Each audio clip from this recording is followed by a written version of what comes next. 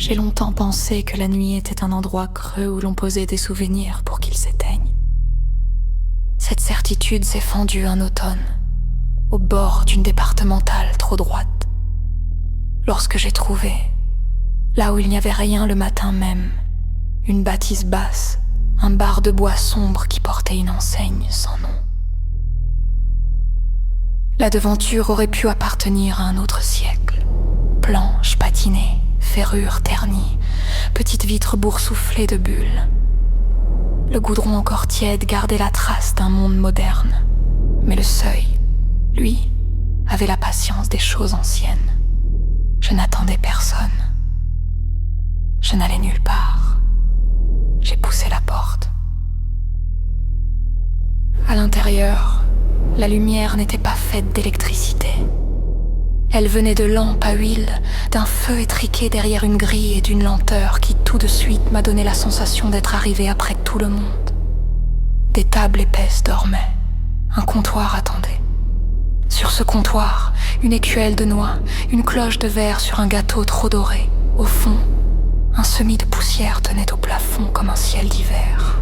Il n'y avait personne. Je me suis avancée. Chaque pas prenait une décision à ma place. Le bar n'avait pas l'odeur du renfermé ni celle de la bière, mais un mélange de résine, de cuir chaud et de pluie qu'on a oublié d'essorer. Sur un tabouret, une veste pendait. Il y avait des verres propres, mais aucun reflet derrière la glace au mur ne renvoyait que la salle. Jamais moins. J'ai su alors que ce lieu ne me voulait ni près ni loin. Il me voulait présente. Sur l'étagère, entre des bouteilles sans étiquette, reposait un instrument dans un étui fendu, un luth ou quelque chose d'approchant, avec une rosace fine comme une dentelle brûlée. La poussière dessinait autour un ovale net, comme la marque d'un corps assis longtemps, très longtemps, à cet endroit. Je n'y ai pas touché. Mais la pièce a touché mon nom sans mot, comme on effleure un poignet pour appeler. Je l'ai senti remonter ma colonne, poser 2 doigts froids sur ma nuque.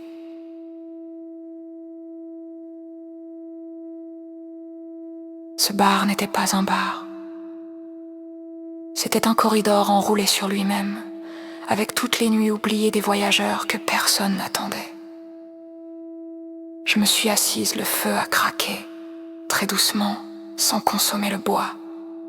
Il semblait se contenter d'imiter l'idée du feu.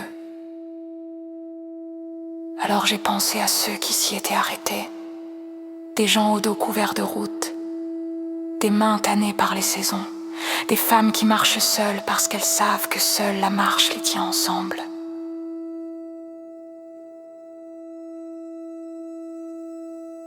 Sur le comptoir, un carnet, une reliure de cuir, des pages épaisses. J'ai ouvert. Les écritures changeaient de siècle à chaque feuillet. Certaines à l'encre brune presque effacée, d'autres au crayon gras, 1 ou 2 au stylo billet bleu. Aucune date, seulement des entrées qui se ressemblaient comme des sœurs.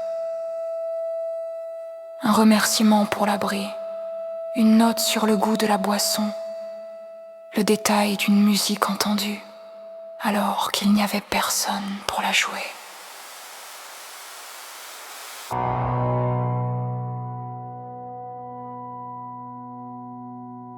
À la page qui me choisit, l'écriture ne ressemblait à aucune autre. Les lettres s'allongeaient, montaient puis se brisaient, comme si la main avait tremblé de plus que de froid. Ce n'était pas un message. C'était une portée sans note. Des lignes, juste des lignes horizontales tracées à la plume.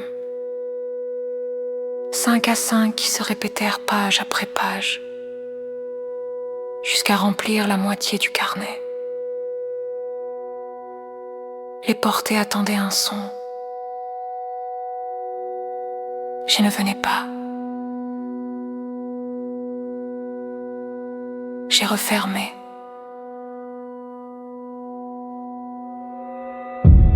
Je me suis levée pour partir, la poignée à résister. Pas méchamment. Comme un bras qui retient parce qu'il a encore quelque chose à donner. Alors la musique a commencé. Ce n'était pas un air que j'avais jamais connu. Plutôt la sensation d'une mélodie assise à côté de moi, qui s'habillait à mesure que je respirais. Elle venait du luth. Bien sûr, posé où je l'avais vu, mais personne ne le tenait.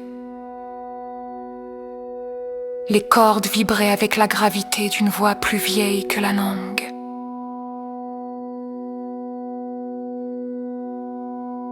Cette musique n'avait pas besoin d'oreilles. Elle se glissait sous le sternum, se posant à la place qui tout. Éterlait le ton d'être en moi.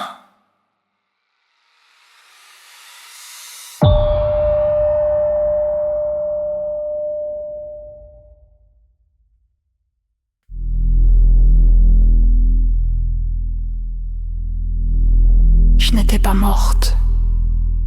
Je n'étais pas même en fuite. J'étais seulement de passage. Alors le bar me rendit ce que j'avais apporté. Un peu de rythme, un peu de peau, cette stupide volonté de comprendre. Le feu se calma d'un cran.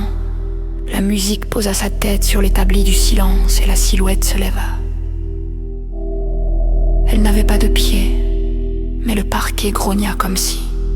Elle passa près de moi, une froideur propre qui n'avait rien à voir avec la mort, et entra dans la fente de porte sans l'élargir.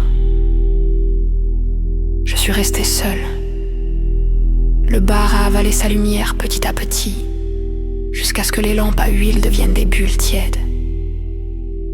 La poignée, cette fois cédée dehors, la départementale m'attendait droite, la ligne blanche comme une cicatrice propre. Quand je me suis retournée, la bâtisse existait encore. Elle n'avait pas appris l'astuce des mirages. Elle n'en avait pas besoin. Sur le bas-côté, une herbe grasse et des crottes de renard. Le présent se consolait comme il pouvait. Je suis partie. La nuit n'était ni creuse ni pleine. Elle se contentait de contenir. L'air avait une gratitude simple, celle des choses dont on n'a pas abusé. Je me suis dit que je reviendrais, que j'essaierais une autre route, un autre soir. Mais le bar vagabond n'aimait pas être cherché. Il aimait être trouvé. Les semaines ont passé, puis des mois. J'ai gardé dans ma main droite la mémoire du comptoir, dans ma main gauche la cadence, et sous ma peau le timbre du carillon. Parfois la nuit, j'entends le feu imiter le feu. Parfois je sens le vent passer par une porte que je n'ai pas ouverte. Et certains matins, dans une vitre de cuisine, je m'aperçois absente. À ma place, juste derrière la buée, il y a l'idée d'une silhouette assise, penchée, sur un instrument qu'on ne joue pas. Je raconte cela parce qu'on me l'a demandé, mais aucun de ceux qui l'écoutent ne doit croire qu'il suffit d'attendre au bord d'une route pour être choisi. Le bar vagabond ne répare pas. Il relie. Il ne protège pas. Il retarde. Il n'enseigne rien que la patience et la politesse. Et il n'a qu'une règle, que j'ai compris trop tard pour la violer.